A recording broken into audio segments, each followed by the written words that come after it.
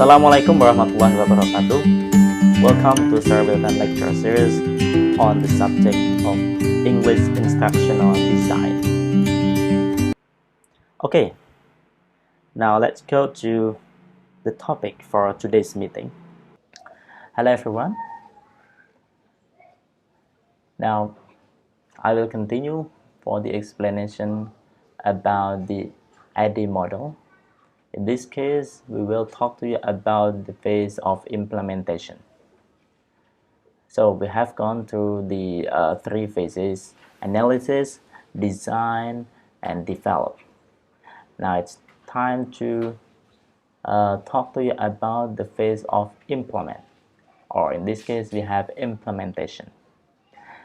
Implementation covers the training implementation, tools in place, and the observation.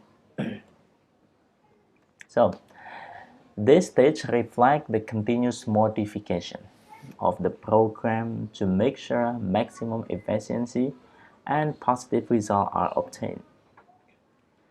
So here, you as the instructional designers strive to redesign, update, and edit the course in order to ensure that it can be delivered effectively.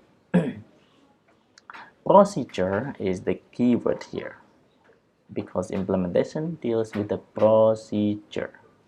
Okay, much of the real work is done as the instructional designer and student work hand in hand to train on the new tools, so that the design can be continuously evaluated for further improvement.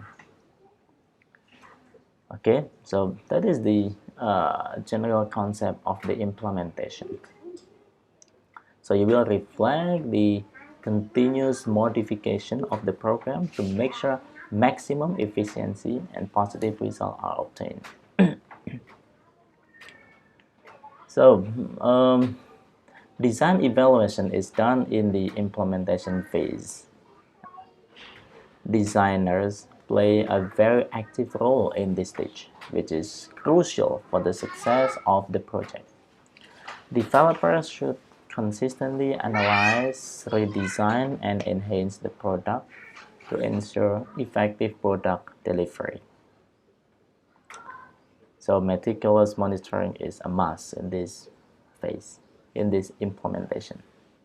So when instructor and learners actively contribute during the implementation process, instantaneous modification can be made to the project, thus making the program more effective and successful. Jadi seperti yang saya sampaikan tadi, dalam tahapan implementasi, ini merupakan tahapan untuk mengimplementasikan rancangan bahan ajar yang telah dikembangkan pada situasi yang nyata di kelas. Selama implementasi, rancangan bahan ajar diterapkan pada kondisi yang sebenarnya. Ya. Materi bahan ajar yang telah dikembangkan disampaikan sesuai dengan pembelajaran. Oke. Nah, jadi apa tujuan utama dalam langkah implementasi? Yang pertama adalah membimbing siswa untuk mencapai tujuan pembelajaran. Yang kedua adalah menjamin terjadinya pemecahan masalah untuk mengatasi persoalan yang sebelumnya dihadapi oleh siswa dalam proses pembelajaran. Kemudian yang ketiga, memastikan bahwa pada akhir pembelajaran kemampuan siswa meningkat. Ini penting. Jadi tahapan implementasi, mengimplementasikan. Namanya juga implementasi, berarti harus mengimplementasikan rancangan bahan ajar yang telah dikembangkan pada situasi yang nyata, the real, di kelas. Dalam hal ini kalau online ya berarti online, kelas online. Okay. So, I have the following examples of the implementation that can be determined. Yang pertama adalah advice on the preferred method of record keeping. as the actual data you would like to mine from the experience of student interfacing with the project. Okay. Then number 2 is, what is the emotional feedback given to you by teacher and student during initial demonstration of the project? Are they genuine, interested, eager, critical, or resistant? Then, as the project proceeds, do you see that instructional designers are able to grasp the topic immediately, or do they need help? Then next is, you explain how you are going to deal with any possible error during testing. Okay. Then the next question will be, did you prepare a backup tool in the event of initial failure of the project? When you have a technical problem arise, do you have a backup strategy or the plan B, for example? Then will you go for implementation on a small scale or a large scale?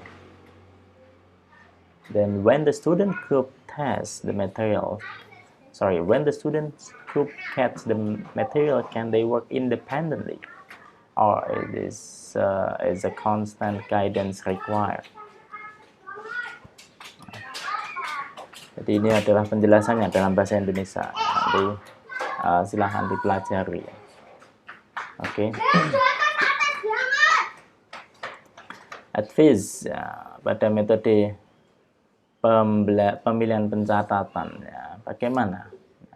Kemudian tanggapan emosional yang diberikan oleh guru dan siswa selama pembelajaran. Kemudian sebagai hasil pembelajaran, apakah guru melihat bahwa siswa dapat memahami topik dengan segera, ataukah mereka perlu bantuan? Kemudian bagaimana menangani setiap kesalahan tadi? Okay, with the possible error during testing. Apakah reaksi guru ketika kegiatan siswa tidak berjalan seperti yang direncanakan? Dan ketika ada masalah teknis, apakah guru, Anda selaku guru, tutor, instructor, memiliki strategi cadangan atau backup plan tadi? A plan B. Kemudian yang berikutnya, apakah implementasi untuk skala kecil atau besar? Kemudian ketika kelompok siswa mendapat materi, apakah mereka dapat bekerja secara mandiri atau memerlukan bimbingan? Nah, ini penting. Jadi beberapa pertanyaannya, ada sekitar 7 pertanyaan ini to determine, right, about the implementation phase. Okay. Now, after you understand about the implementation process or implementation stage or phase, then think about how will you implement, and how will I implement according with my students. Put your comments